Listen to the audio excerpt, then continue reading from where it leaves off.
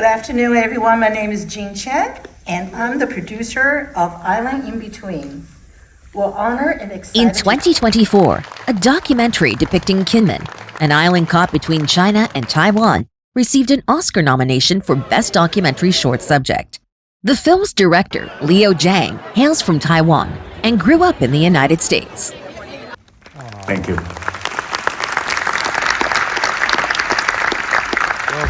Rapper game, rapper change. Words about the rapper artist goes.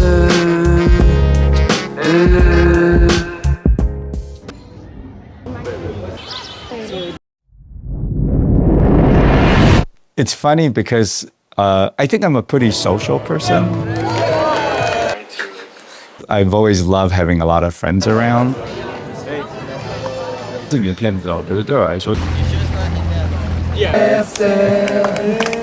Merci beaucoup. I think in terms of me being a member of the film community, I'm always one of the people that likes to build community, like to bring people together, like to introduce people, like to make connections.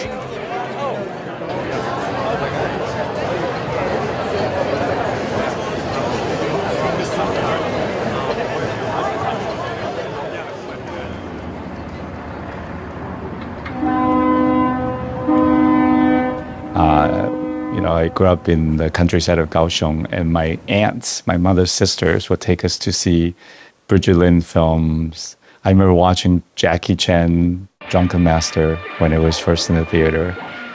So I've always loved movies. And I remember even in middle school, I would take the bus by myself to see, things like Amadeus. So I started as a cinephile. But I think, as a Taiwanese person, you just never think that you could work as a filmmaker. That's just isn't an option. We were supposed to be engineers and doctors and lawyers. Which is the reason why I pursued my engineering degree. But I've always loved movies, and besides being a lover of movies, I was also volunteering at film festivals. I was actually, interning for filmmakers. It would make sense that I eventually ended up in the film world because that really was my first love.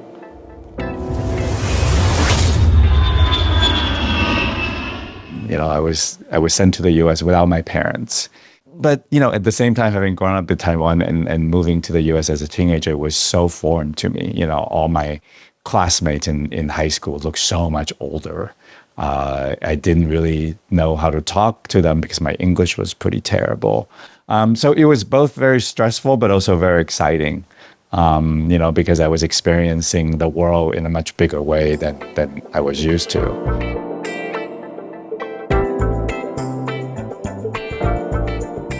When I see something that I feel is unfair or unjust, that I want to point it out and I want to see what I can do to help fix the problem.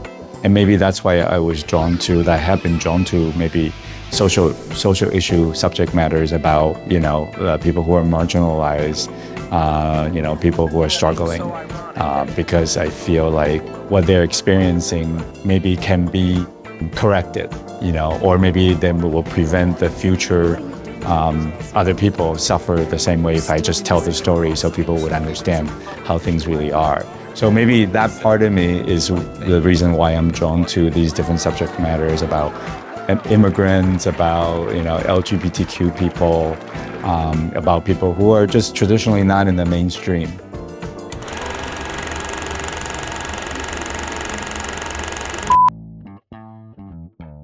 At Sundance and Tribeca, director Leo Chiang stood out, using an observer's lens to expose and document America's social undercurrents through his powerful documentaries.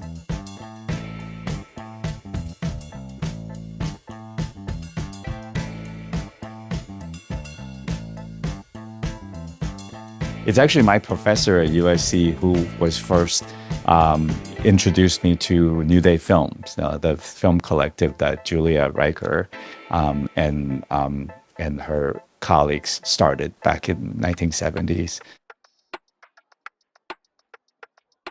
that's how I ended up meeting those folks. And I actually right away felt very comfortable in that environment. These are people who speak my language. They understand why I care about certain things. Like I said, the community is actually quite small in the US. So eventually, as I start to make my films and start to travel in the different film festivals and the different documentary industry events, I got to know Julia. I got to know her partner, Steve. And they're incredible people who are both great filmmakers, but also, people who they just really care about how the world is, and they really invest themselves. And it's very inspiring to be around people like that. As an independent, you often find yourself doing a lot of work yourself. And for a long time, when you can't get a mainstream distributor to take on your film, you would just go and knock on the doors of all these different universities and say, hey, screen my film, buy my film. So that's why Julia and Emily and Jim and all those guys started New Day Films, because they feel like if we all get together, we can all go call on these different universities, and then they can say, hey, we have 10 films, So that's how it started.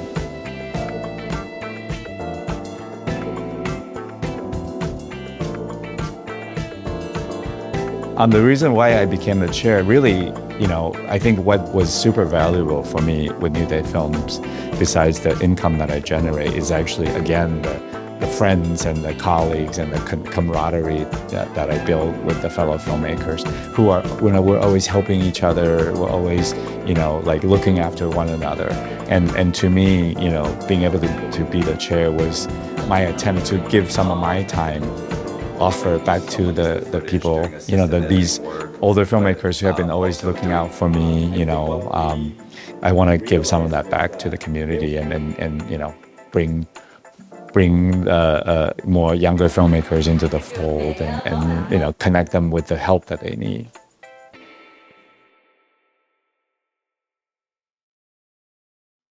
As a filmmaker, I've actually done many different types of work. When I was first started, I was an editor for many years, and then I started do more camera work. I was a cameraman for many years for documentary work, and then I became a more director producer more exclusively. I think a lot of the more interesting work I actually encounter as a cameraman. And I've just seen all sort of crazy stuff, right? Like I've been to the African savannah, riding on a hot air balloon and shooting the zebra and the wildebeest migrate.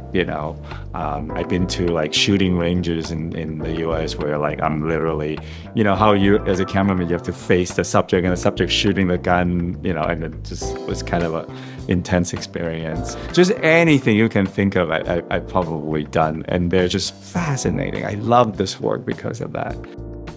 It's got to be 15 years ago, I'm guessing. But we're in City Hall, Gavin Newsom, who's now the governor of California, is facilitating, is actually officiating this wedding between these two lesbian activists who are in their 70s and 80s. The community had decided these two women should be the very first people to get married. And for me, I was at first with the 20 cameras, right, news camera. Then I realized that no, that's actually not the angle I want. What the angle I want is behind the couple looking at the camera. So I went to the back and I started shooting that. And then if you look up some of the photos from that event, you can see me. So I'm actually part of the history now. It's kind of incredible. So, maybe when I'm long dead, they'll always remember that, oh, there's that camera guy at the very first, gay marriage in the US. So the world is such an interesting place. And I want to be there when interesting things are happening, I don't necessarily have to be in the shot, but I want to see it, I want to experience it. And I think for me, that's the most exciting and the beautiful thing about being a documentary filmmaker is you get to do that. And you get to make beautiful images.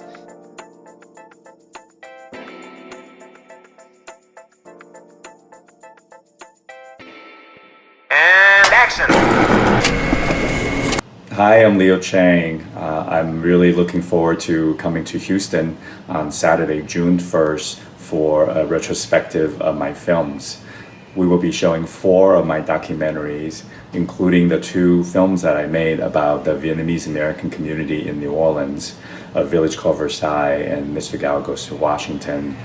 We'll also be showing my Emmy-nominated documentary, Our Time Machine, and also Island in Between, which is my most recent short documentary that was just nominated for an Academy Award. So I'm super excited to be sharing these films with you all, and I hope you can come out and say hello. And until then.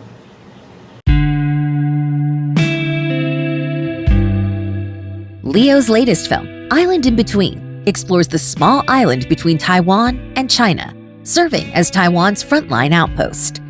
The documentary earned him an Oscar nomination for Best Documentary Short Subject.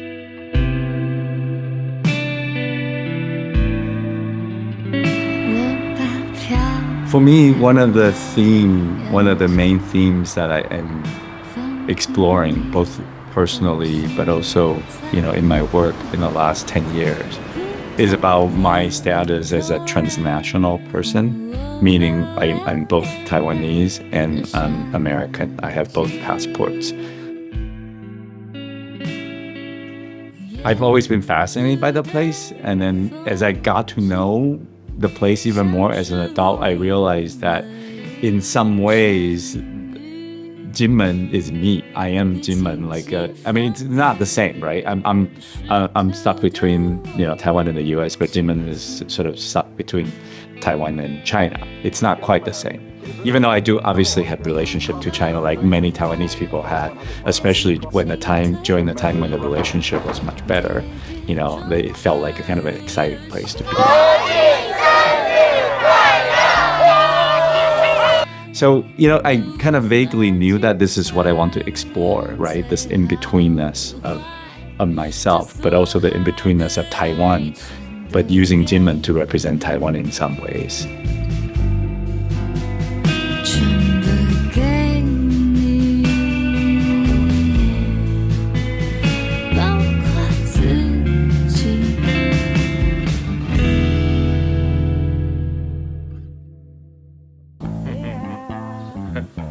I talk to my father all the time, about serious things and about not serious things. And sometimes we get into argument about politics. I don't know. We actually have a very good relationship. It's something that I wasn't necessarily expecting because when I was younger, I think he was a very typical Taiwanese father. He was just, dealing with making money and outside of the house, and then it's my mother that deal with inside of the house. But as we grow older, I do feel like we have more and more things to talk about. And he's maybe some of my my happiness, my social socialness, my love for hang out with friends is inherited from him, because he also really loves being with a group of people and connecting with people. So because we have that in common, we actually have lots to talk about.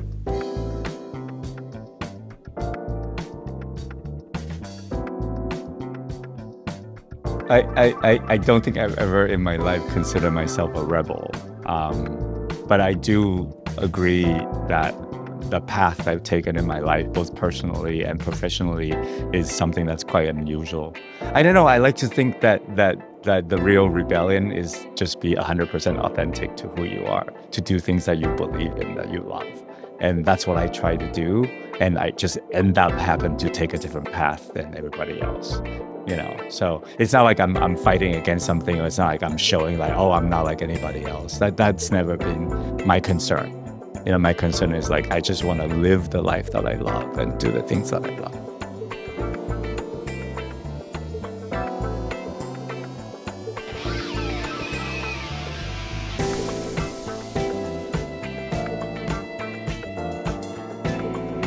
Thank you, making this happen. I hope you guys had a great time. Thank you guys, the 3 lovely ladies of New York Times Op Docs. Without you guys, we would not reach the audiences that we have. Thank you to these 2. Leo, don't cry. Big group hug for everybody. Thank you. And what am I missing? You. Oh, that's right.